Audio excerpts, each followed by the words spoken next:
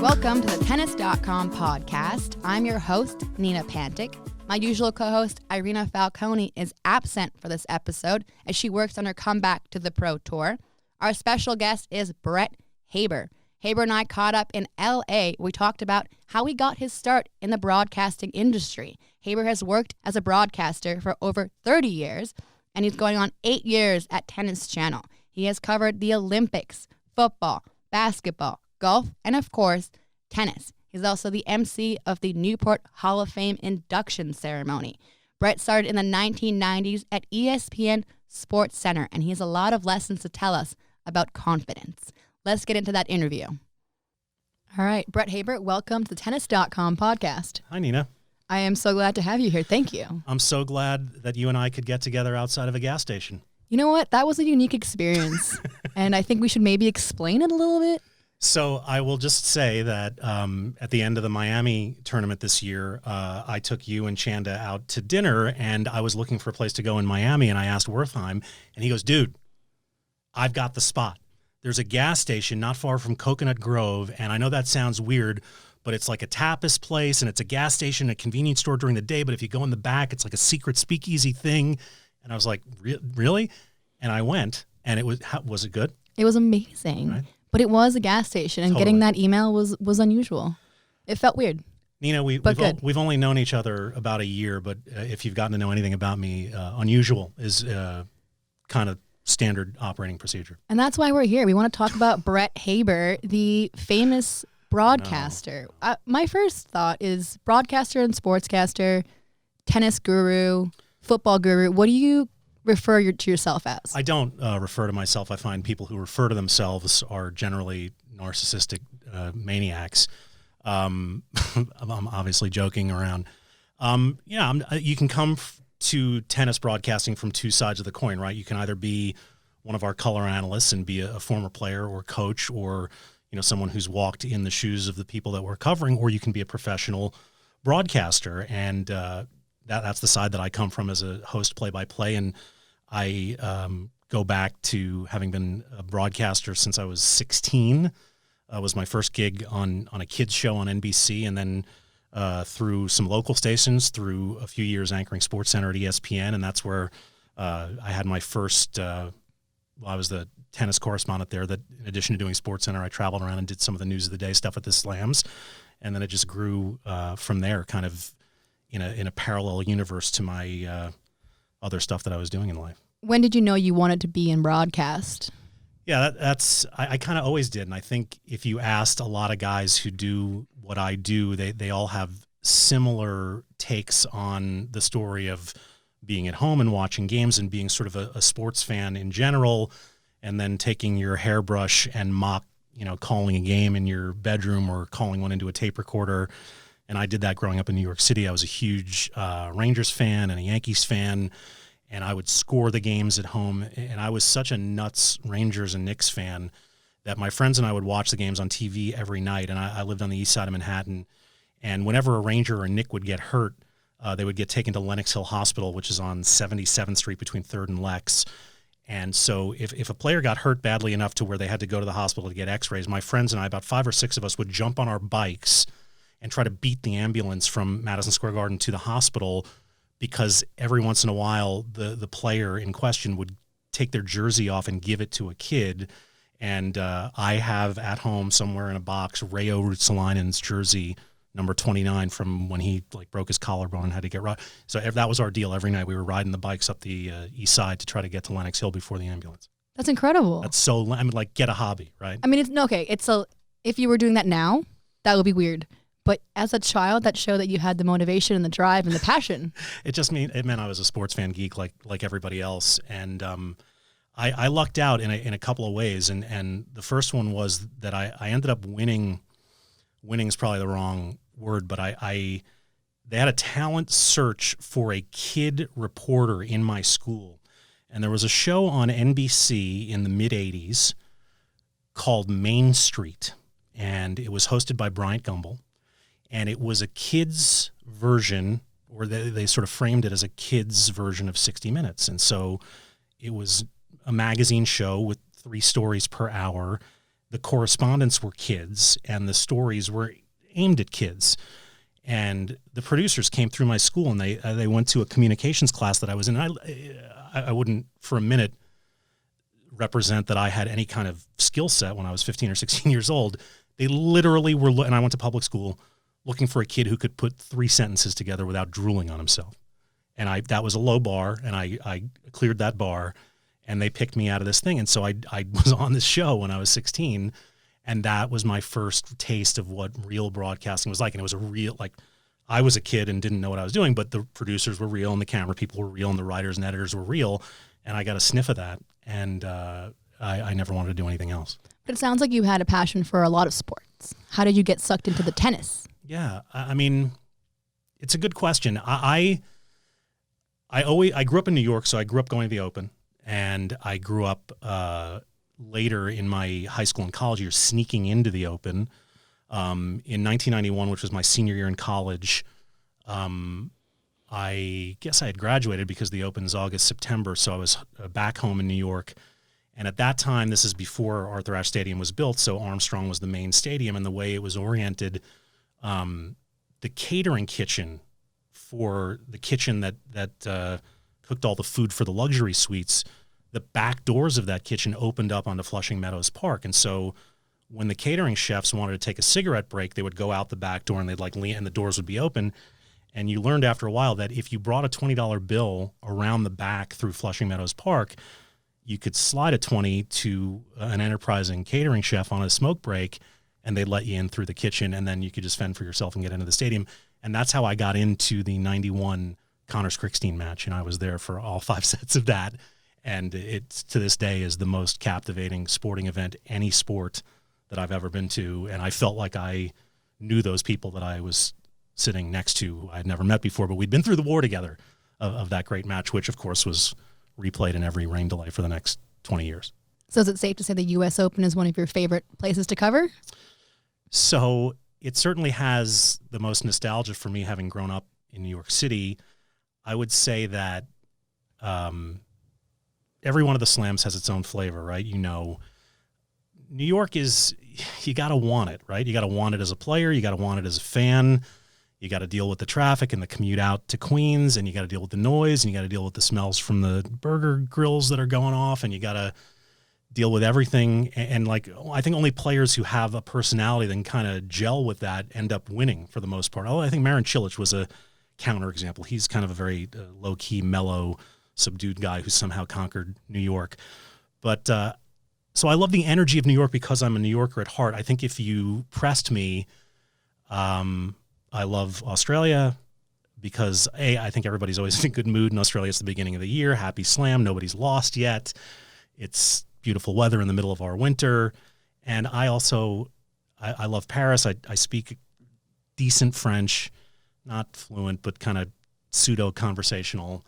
And I love Paris. And then London, I think it's summer camp for our business, right?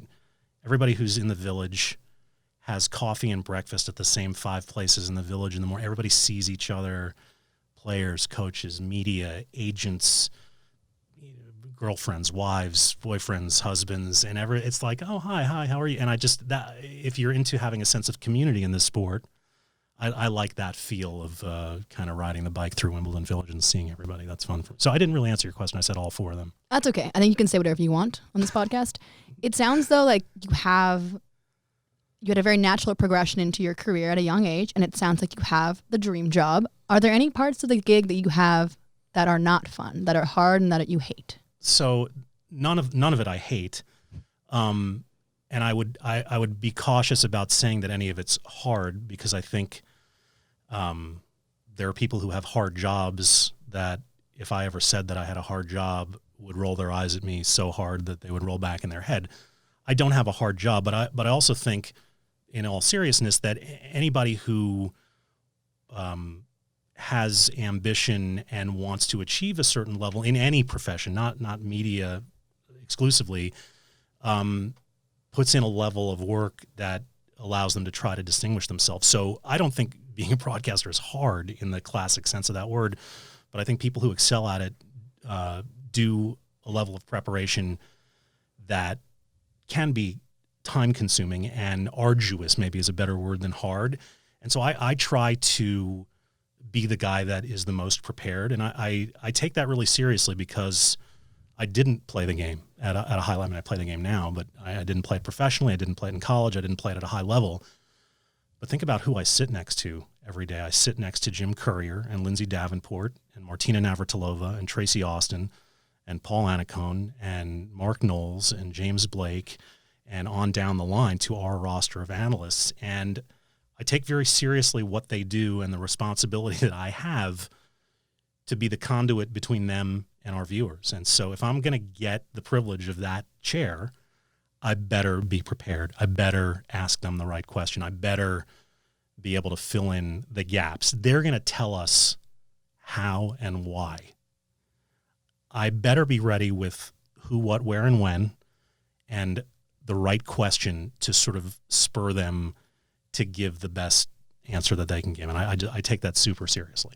I mean, that doesn't sound easy to me. That sounds like a very, very tight balancing act. And the preparation means that you're doing a lot of homework that we're not seeing. I think people assume broadcasters just show up to set and talk, but it sounds like you're doing a lot of homework. Yeah, for sure. I mean, if you're doing your job well, you give the illusion that it's the information that you have and the thoughts that you convey are off the cuff or natural, and the give and take between you and your partner or partners should sound conversational and not contrived.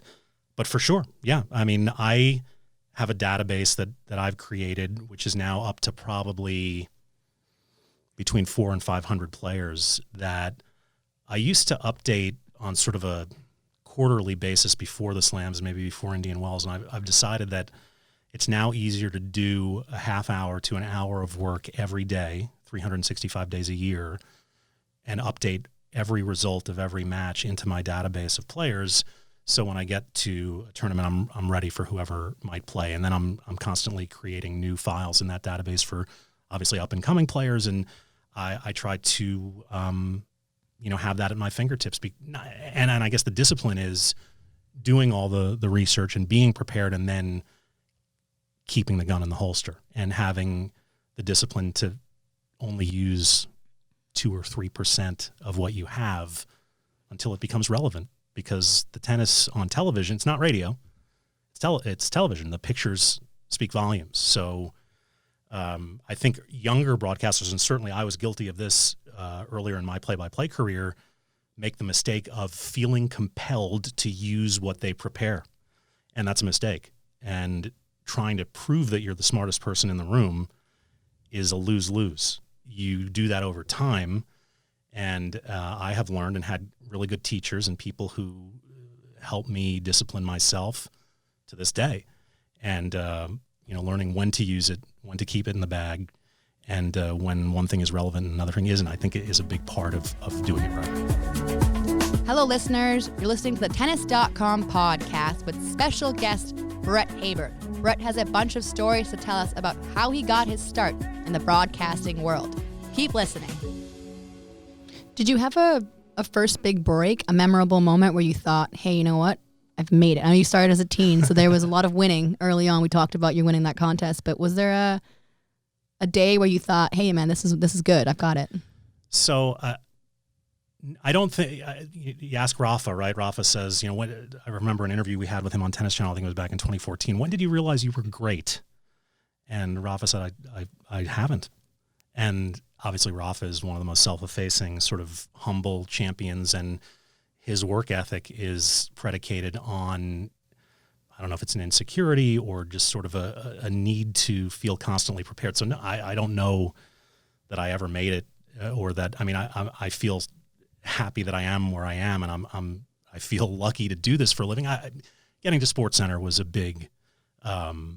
big crossroads in my career, and I got there young at 24. And this was at a time in the early and mid 90s where ESPN was much smaller, and there wasn't even ESPN News yet. ESPN News launched while I was there between 94 and 98. ESPN2, I think, was just starting. But there were really only 10 or 12 of us that did SportsCenter on any kind of regular rotation. So I felt like the fishbowl was more acute in those days. And basically 5 days a week, it was me and Craig Kilborn doing the 2 a.m. SportsCenter. And every now and then I'd get to fill in on the 11 p.m. SportsCenter when either Dan Patrick or Keith Olbermann was out. And the 6 p.m. was Robin Roberts and Charlie Steiner and Bob Lee and a little Gary Miller. And you had Carl Ravitch in there on Baseball Tonight and Steve Levy and a couple other guys. But I mean, there was really Mike Tirico was in there occasionally, but he was already off on a play-by-play career that everyone knew was going to be huge. But it was a small group, and we were doing that every night, and it was the show of record. And I learned, that was my grad school. I learned so much in Bristol. I felt like after I had spent a couple of years there, I had been in every situation that you could be in as a live sportscaster and lived to tell about it. And boy, it's like anything, right? You get confidence from reps. So I felt like however many hundreds of SportsCenters I did, I just felt at ease. And I was in full panic the first night I did SportsCenter, screamed at the top of my lungs, like a primal scream in the 5 minutes before we went on the air, because I had like 10 days to prep, and I was did the show with Kilborn, and he never looked up. I sat down in the chair, I was getting ready. It was like I got there way too early, like 15 minutes before the show, and I was panicking, and I just let out a scream, and he never looked up. He goes, just checking, bud, are you going to do that every night? And that broke the tension. But yeah, SportsCenter was a big thing for me. I mean, you mentioned Rafa and like the repetition part. Mm-hmm. I think everyone always says to be good at something, you have to hit it like 10,000 shots. There's all these From stats Malcolm and Gladwell, theories. Yeah. So in your case, it sounds like you've done thousands upon thousands of shows and learned almost by doing, right? More than studying. And was there did you learn to bounce back from mistakes? It seems like you don't make mistakes ever. Oh my, well, that's silly. Nina, that's silly. I make mistakes all the time. But I think it's a great point that you raise, because I think that it does come from reps, and I think that confidence is one thing that's essential in a performance business, which this is. And I think that confidence is the one thing in life that you can't fake. You can't pretend to be confident. You either are or you aren't. And that manifested itself for me a lot of times when I spent years in local news in New York and DC, and we would have interns every semester. And the reward for the intern forever in this business everywhere is that at the end of the semester, you get to make a resume tape for yourself, right? You get to sit down on the set, and whatever the sportscast was that aired that night for 4 minutes, you get to do your version of it. You're the anchor, and we give you a tape to take back to school. And that's your tape that you use to try to get your first job. And loved seeing kids try to do that. Invariably, with almost zero exception, kids do it and suck. And it's not because they're not talented or they're not going to turn out to be excellent broadcasters. Many of them do and have. It is impossible to do that once with all the pressure of knowing that you have one shot and no experience to give you that underlying confidence that you know what you're doing to nail it. It's impossible. And so kids would do it, and they'd flame out, or they'd flub it, or they'd give up, or they'd crash and burn, or they'd do a, boom goes the dynamite kind of thing, and they'd come off dejected, and I'd be like, don't forget it. Don't worry about it. That's the first of many. The only way to do it is by doing it. And however you get your first job, by hook or by crook, that's where you'll do it 5 nights a week, and you'll get the reps, and you'll develop the confidence. And to your point that I don't make mistakes, that's a complete fallacy. The difference is that I've been doing it for so long that I don't get shaken when I make mistakes. And I think that most broadcasters would tell you that. I'm confident enough in what I'm doing that I'll make the mistake, but I won't freak out and compound it. I go, you know what, that I blew it, but I'll be fine tomorrow, or I'll be fine in the next segment. Whereas if you don't have that sort of institutional over time confidence, you make the mistake and you go, oh my God, I'm going to do that again. And then your world starts to crumble and it compounds itself. So I think it's really, it can only be developed organically, and you can only gain confidence by doing it and failing and recovering from the failure. And that takes longer for some people than others, but I love that process. And in a way, when nothing goes wrong, anybody can do it. Maybe not anybody, but it's when it goes wrong how calm can you stay? How much can you slow down the process to where you can think, solve the problem, and get out of it versus being in a panic? So, like, it's fun to watch kids sort of progress through that, gain confidence over time. And I remember when that sort of started to happen for me. And it wasn't until I got because my first tape sucked also. And it was when I got my first job that I did it night after night. And I was really diligent about watching tapes and critiquing myself and trying to get better. And slowly it started to happen, and you gain that confidence. So don't you think, right? I mean, it makes perfect sense because it also sounds like something that translates to everything else people do. It's like totally, the more you do it, the better you get. And then watching yourself back, was that a challenge? You said, watching tapes of some of yourself the first few times is tough. And then critiquing yourself and then being like, wow, it was terrible. Well, Have you ever done a little throwback and been like, ooh, what was I doing? For sure. I have a box full of tapes. Unfortunately, the formats of the tapes have changed so many times that I have 3/4 inch tapes, I have beta tapes, I have DVC Pro tapes and I don't have a machine to put them in anymore. So at some point I will have to go to some service that can transfer all of those to a thumb drive for me. But I have them in a box. But yeah, I have some that are on video and that are on an old VHS machine that I have in my basement. And yeah, I'm a disaster. And then it's funny when you plug in, because there's also clips of me on ESPN online and they pop up in like a 30 for 30 every now and then. My Twitter goes mad and people text me, dude, I saw you in a 30 for 30. You were so young. I'm like, yeah, I know. But yeah, I remember being that age and being, everything's a progression. I was what I was supposed to be when I was 24, 25, 26. And I think I am what I'm supposed to be now. And I found my place here, which has been the greatest blessing of my career. Cause this is even when I was doing SportsCenter, I always wanted to do the tennis remotes at ESPN and I could not crack it.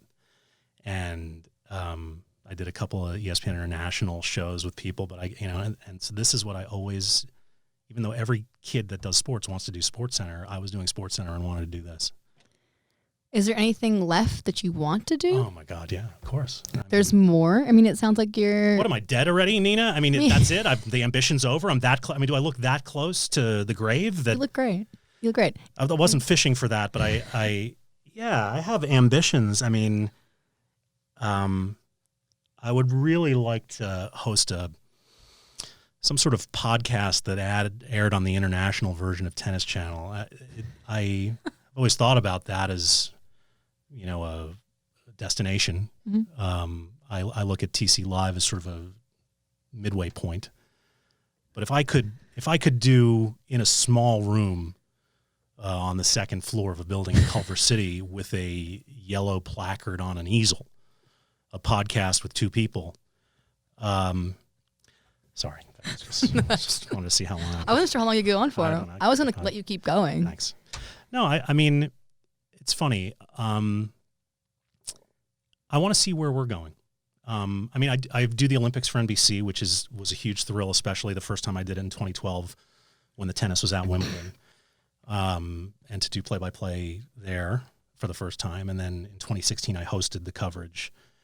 And NBC puts all the tennis on Bravo, and then the network's devoted to tennis for the length of the tennis competition at the Olympics. So that was a thrill. I mean, there were things outside of sports that I probably aspired to earlier in my career that I may have given up on at this point, but I wouldn't say I would feel a little dead inside if I actually gave up on some of my dreams. So I'm not going to let go of them. Okay. That's good. But right now I want to see where Tennis Channel is going. We're in huge growth mode. The last 3 years have been incredible in terms of what we're doing compared to when I first started broadcasting matches here. We're moving into a new building, which is really exciting. We keep getting more rights to more tournaments. Our footprint is growing. Our studio footprint is growing. TC Live is a thing that didn't exist when I first started here. And now we do a 3-hour pregame at the U.S. Open. We do all these post games after center court coverage so many days out of the year. We have this immense infrastructure. We were kind of a shoestring network when we started. We are legit.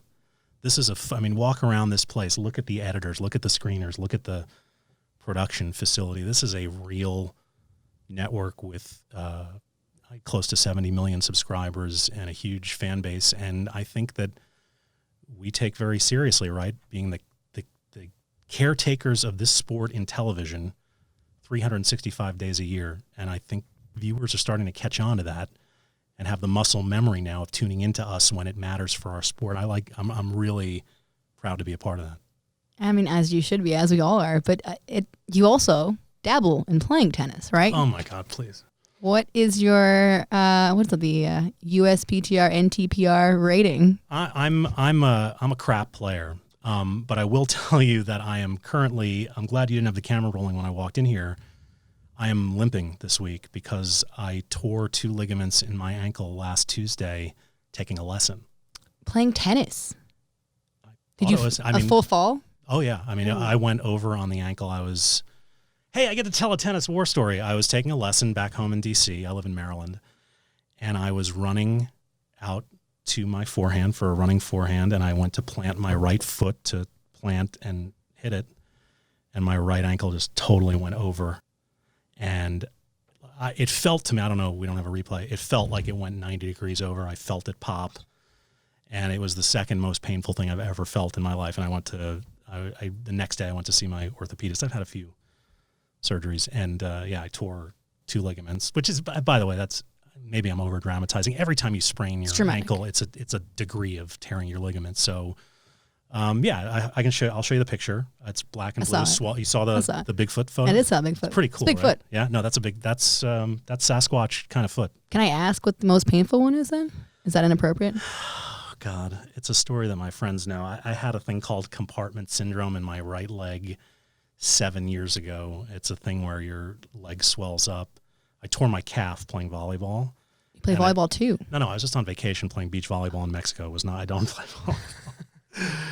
And it bleeds internally and it blows up your calf and it cuts off the surgery. You have to have surgery to relieve the pressure. It's a long story, but it was a week in Mexico that I'll never get back. Hey listeners, this is the Tennis.com podcast with special guest Brett Haber. Haber has a lot to tell us about the importance of confidence. Let's keep listening. All right, the torn ankle ligament sounds like you're going to get through it though. Do you play regularly? And I know there was a bit of a back and forth with you and Bethany Maddox-Sands. I know, Beth and I have not settled this, and this goes back a couple of years where I don't know why, and we're friends, and she used to work for us a little bit when she was hurt after the horrible knee thing that she went through at Wimbledon, but out of the blue, Beth challenged me to a butts-up serving contest, which we were going to do. Where were we going to do it? We were going to do it in D.C., and then she ended up losing early. Like, she played her first-round match on the Sunday before the tournament, so it wasn't even, the main draw hadn't started, so we weren't even there. And then she left town. Now, I'm not suggesting for a minute that if we played this game that it would work out well for me. I'm not begging for Beth to reissue the challenge, because I would, in literal terms, get my ass kicked or served into. But yeah, the gauntlet was laid down and it never happened. And I didn't run away from it. I was ready to take a beating from her, and I did work on my serve. And I actually think, in a way, this is an ideal contest for me because I'm a terrible target server. But if you gave me a target as big as a human being, or because I could miss pretty wildly, but I can hit it hard. I can't hit it any place in particular, but that I could have a shot on 5 serves. I might get close to her. So I don't know, but please, let's be clear, Beth. I'm not laying down any kind of gauntlet. I'm not suggesting you're a professional. I am a chump, and it would not work out for me. So I don't want anyone to construe this with me, taunting her, or it's not like that at all. And plus, have you seen Justin? I ain't messing around. That's her husband. Yeah. Who is, by the way, the sweetest guy in the world. But could you imagine if I actually put 3 serves into her back, and I'm running. I'm hoping it happens in 2020 once the foot heals up, maybe somewhere, a destination, maybe. Australia seems too soon. But I think it should be a charity thing if it's going to happen. It should be. I think we should raise money for Bahamas Relief or something. I like I like the idea. I like the idea, just the connection of you and players having any kind of back and forth that's fun and even silly, Totally. anything that shows that you guys have a relationship, because you do. You have all this time with players. Of course you're going to have friendships. It shouldn't be taboo. Yeah, I mean, I think that it's a fine line, and I never. It's interesting. I think invariably you get to know players because the circuit is small. It's a little community. I never, but I'm not a player, so I don't want to. There's determine our business, and don't, this is slightly indelicate, but you don't want to be a jock sniffer as a journalist or a broadcaster. You don't want to be the guy who's palling around with them or kind of sidling up to them to try to curry favor. My job isn't to be their friends. My job's to be honest and fair about what they're doing on the court. Of course, it's unavoidable, and it's very pleasant that you would become friendly over time with people that you interview all the time or you see in the restaurant or in the lounge or in the airport or in the hotel. Yeah, I mean, sure. And it's a lot of the Americans more than the foreign players. And then there's also, some people you interview over time and you click with them just on a personality basis. For example, I've always enjoyed interviewing, and he just retired, Janko Tipsarevic. I always felt like I had a really nice rapport with him. He was a really interesting cat. Ali Risk is a player that I started interviewing when she was really young and just started to have a taste of success, and she gets the media and is so charming and easygoing. And so we've developed a friendship, and her husband, Steven, is obviously in the industry. And so it's so great to see her have success at Wimbledon this past year. And the Americans, from the Bryans to Isner, and we all host different charity events or exhibitions, and you get to know them that way. And then I've done the Power Shares, now the Invesco series, for a number of years. So a lot of the veteran players, the Legends players, the Roddick's and the Blakes and the Philippousses and the, down that ilk of player I've gotten to know just from being offline with them over the years. But yeah, I mean, it shouldn't. I don't think it's our goal to create relationships, but it's very pleasant and unavoidable. And it puts them at ease. I think there's something you can tell, you can see it through the camera that you're at ease with maybe not every player, but they're comfortable. And I think that's a big part of being on camera is tough. It's not every player is used to it, and you got to be the one to help them in a way. Well, in some cases, right? And if for young players, you want to sort of usher them through the process if they're uncomfortable in the situation. I think with veteran players, it's a combination of things. I think you want to illustrate to them that you know what you're talking about, and then you want to illustrate to them that you're not going to hurt them. And I think that there's a trust factor that, we're not in this to expose a player. We're not in this to dwell on the negative with players. I think we want to tell the truth. I think that we want to be honest, because if we sugarcoat a player's situation, I think then we lose our integrity with the audience. So I'm not going to sit here and say that a guy who lost love and won had a great day. He or she knows that he didn't have a great day. We'll tell the truth about that performance. I think there's a difference between telling the truth and being overtly negative or being personal. I think you can critique a negative performance without being mean and without being personal about it. And I think that most of the athletes know that that's part of the deal, that, being subject to an honest critique is part of being a professional athlete. You reap the benefits from the media when things go well, and you have to face the music a little bit when things don't go well. For us, it's about earning the trust of knowing that regardless of which way the scales are balanced on a given day, that we're going to be fair, that we're not going to be mean, and that we're going to have their best interest, I think, at heart, and that we're here to promote the sport. We occasionally commit acts of journalism, but we're also, partners with professional tennis, and we want to see it succeed. And that generally doesn't happen by tearing people down on purpose. Exactly. But whenever you're talking, the whole time you were talking, in my head, I'm thinking, Nick Kyrgios. For sure. Yeah. So, I mean, you tell me, you deal. I am torn because he's a very complicated figure in my mind in this sport, because I think that he is immensely talented. We all do, maybe the biggest natural talent of his generation, but he is also, clearly, and I think the measure of when you're saying something fair or unfair is, would you say it to his face? And I think I would say this to his face, and I think that he would hear it with open ears, because it's not an attack, that he does not fulfill his potential all the time with his inability to maintain himself emotionally. That's not a criticism. That's my interpretation. Does it make Nick a bad person? No. Does it? And by the way, who am I to determine whether Nick is happy or fulfilling what he wants to fulfill? Part of the narrative is, he's squandering his gift. He's not fulfilling. He should have won a slam by now. He said okay, fine. That's up to him. If he's happy and he's making enough money to live comfortably, which I'm sure that he is, and he's has enough time and resources to do the things with kids that he wants to do, and he's great with that stuff, am I entitled to say, no, you need to want to do more? I don't know. I mean, I can be an honest broker and observe that he can be his own worst enemy at times. I think by and large, Nick is a benign character, I think, with a couple of exceptions. I think the Stan Wawrinka incident being one of those exceptions. I think most of the wounds he inflicts are self-inflicted. I don't think he's a hurtful guy. I think he hurts himself when he gets off track. And I think from the players that I've talked, one of the good kind of measuring sticks is how do other players view him?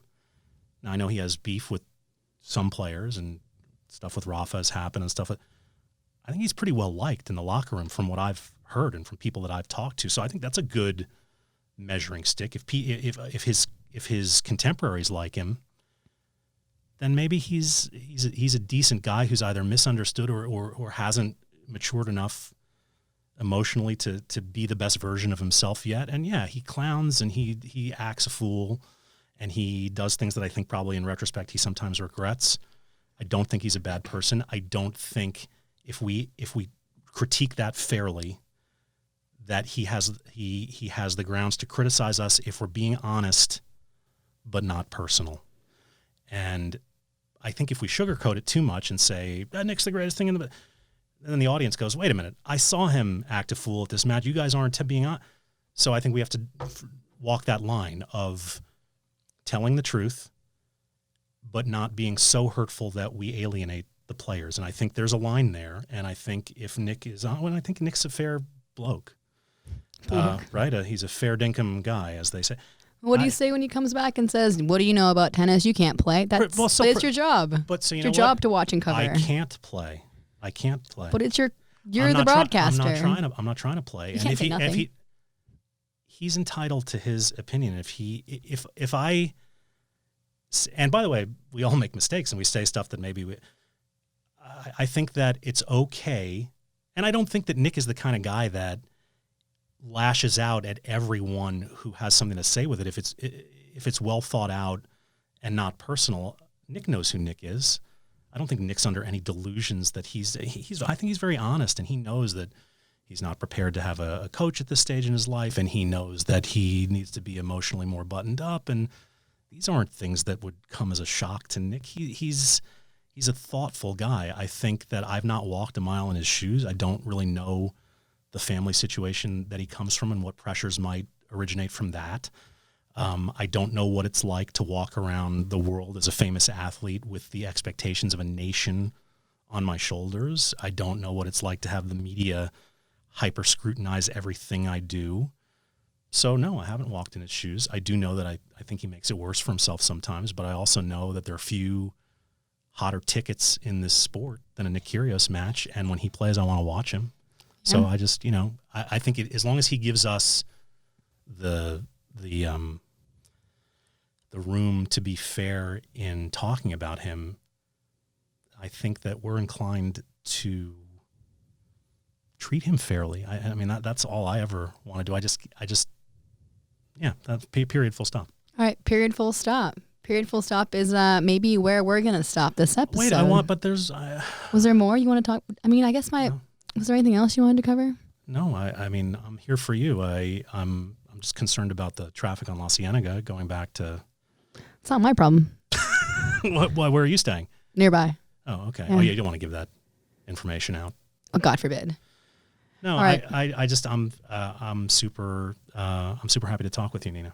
It's been an amazing pleasure and an honor to hear the story of Brett Haber on the Tennis.com podcast. It has. Thank you, Nina. From the Tennis Channel Podcast Network, this has been the Tennis.com podcast.